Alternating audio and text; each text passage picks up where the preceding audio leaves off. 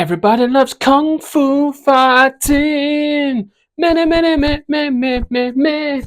Yeah. Yeah. Yeah.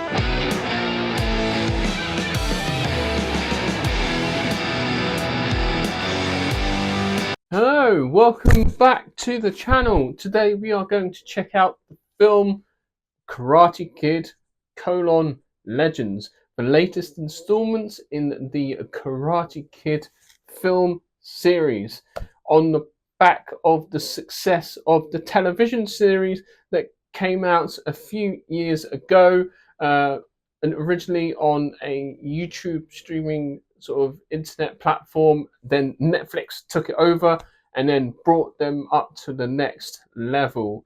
And that show really was amazing. It was like it had a lot of heart. It had a lot of the aspects of the film franchise, with a lot of characters from that franchise reprising their roles in the main characters again. And so, off the back of that show, here we have a new film, Karate Kid Legends. Let's get into it. Okay, so the film starts off in China. Mr. Han, who you may recall from the 2010 Will Smith and Jaden Smith film, which we'll abruptly brush over, but he is back in this film. He is back as Mr. Han and is teaching a bunch of students the ways of Kung Fu. Now, one of his students, Fong, is also at the school as almost as a karate Kung Fu prodigy type thing, much to his mum's displeasure. She does not want him to practice karate, as they had a death in the family from kung fu, from karate, from martial arts in general. His brother died shortly after winning a tournament, and the person he beat didn't like that, killed him in revenge. And so this is sort of like the emotional and main sort of theme throughout the film, and sort of the emotional background for Ming Na Wen's character, Ben Wang's character as well. They are very much in conflict with each other. He very much wants to continue on the fight, continue on learning Kung Fu, but his mother doesn't want him to because of the dangers that it brings with it. His brother died about a year ago in our story, and this is a year on from that. And as a way to move on, the mother, Dr. Fong, she wants to move and gets a new job and moves to New York City. Now, what happens after that is they're trying to make it in this new city. She is a doctor in a new hospital, and he is a teenager coming of age. On the first night that they arrive in New York City, he wanders around looking for some food, and he runs into this pizza shop that is run by Victor Lapini, which is Joshua Jackson's character. There he also meets Mia, Sadie Stanley's character, and soon after that they develop a little relationship. As time goes on, as they are building that rapport with the main characters running the pizza shop, Li Fong finds out that the pizza shop is basically going to close down because Victor hasn't paid his debts, because he took out a loan from the loan shark. So as a way to try and pay off the loan sharks, after finding out that Li Fong is a kung fu karate prodigy, he uses his training and his expertise because he also finds out that Victor was once a boxing champion but hasn't fought in a long time. So he is now a family man running this pizza shop. So upon hearing all this, they team up together. Li Fong is sort of like the sensei in this story, and Victor is kind of like the LaRusso character but older, which is kind of an interesting twist on how they do that. Um, Unfortunately, it doesn't all pan out. They do build a friendship. They do build, good community around this pizza shop. And unfortunately, in the first fight, after coming back for such a long time, Victor gets KO'd completely and sent to hospital. This spirals Li Fong out of control and doesn't unsure what to do with his emotions, and calls his trusty teacher and confidant, if you will, Mr. Han, Jackie Chan's character, who's all the way in China, in Beijing. And so he calls him up, sort of uses him as a sounding board. Mr. Han hints at, that there's something not quite right here. He then makes his way to New York City to find out what is going on. After Victor recovers, they finally change their minds in trying to save the shop his way, and they decide to throw in Li Fong into a karate tournament called the Five Boroughs, and the same winner wins it every year, which is one of the pupils at the school he actually has a fight with previously, but loses. And the story is basically of him trying to defeat this young punk kid and save the shop. Simple story. Easy as that, really. I wasn't sure really what to expect from this film.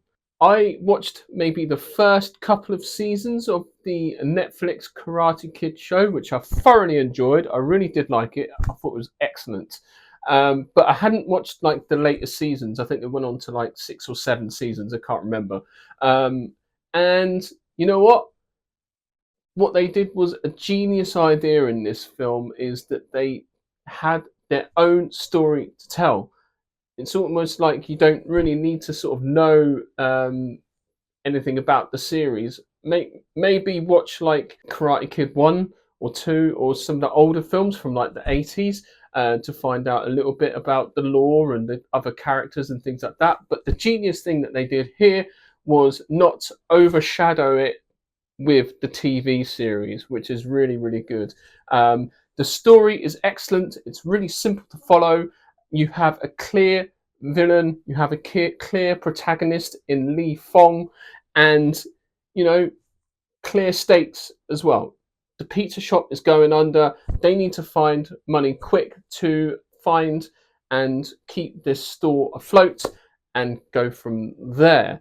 Also, what I found very interesting is the casting choice. I find that the mixture of the older and more seasoned actors, like Ming Na Yen, whatever her name is, and also Jackie Chan and Joshua Jackson, very, very good cast. Even the younger actors that are in this film are very, very good. Very good mix, I believe. And so yeah, casting not a problem at all. I thought it was terrific. The script was really good.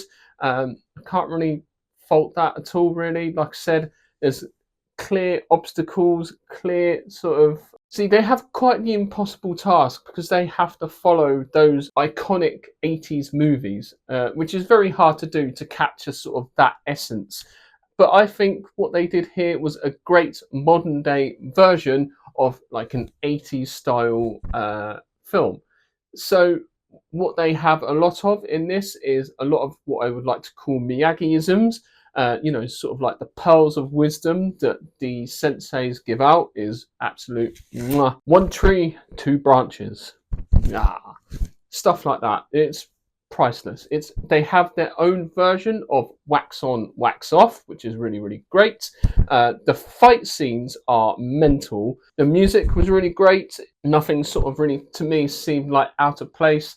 The humor and the comedy, along with the emotional beats, was as well very, very good. The whole thing with the brother and Han and bringing in LaRusso to help out as well, and the fact that LaRusso and Han have a connection to Miyagi was great. I really thought they stuck the landing perfectly with that. Like I said, it is very tough to sort of recapture that 80s magic, but that was a different time.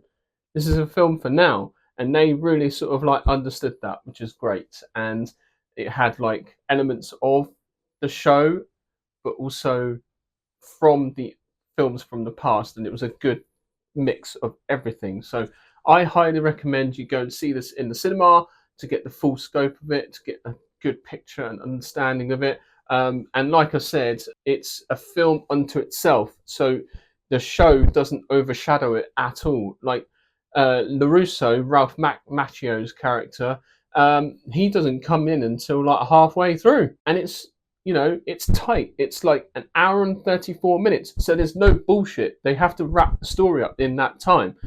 They bring in those montages. Even Rocky had a montage, and they bring it back into this film, which is great. And there's no messing about with like overdrawn sort of plot lines. There's no, it just, yeah, it goes, it's to the point, and it's great. Those fight scenes are mad. I'd imagine they do a lot of their stunts, and Jackie Chan's doing a lot of stuff as well. Like, he's 70 years old and he's still like throwing out some punches and some moves and stuff. Highly recommend this film. It is very much a feel-good film, which is what we want right now. I think it's probably the feel-good movie of the year so far, and it's got a lot of heart, a lot of soul, a lot of passion that has gone into it as well.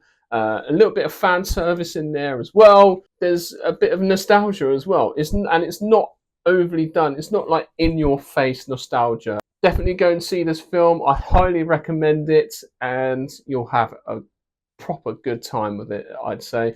So thank you very much for watching, and please remember to like and subscribe to my channel, and I shall see you in the next video. We got like Ballerina coming up. We've got Brad Pitt's Formula One coming up. We got Jurassic Park 1 million coming up. How to Train Your Dragon, live action, you name it. There's loads coming out. I'm feeling very sort of optimistic with regards to cinema at the minute. I feel like there's a lot of films that have really helped the industry in the past couple of years, and it just goes to show that people want this. People still want theatrical release, and we just need to keep getting more cinemas, more films in the cinemas, keep them open, and have that communal experience with people. Like when I went to see the Karate Kid, like, it was packed. The screen was packed, and this was at 7 o'clock in the evening, and people were laughing, people were having a good time. It was great, and that's what we want. Long may it last.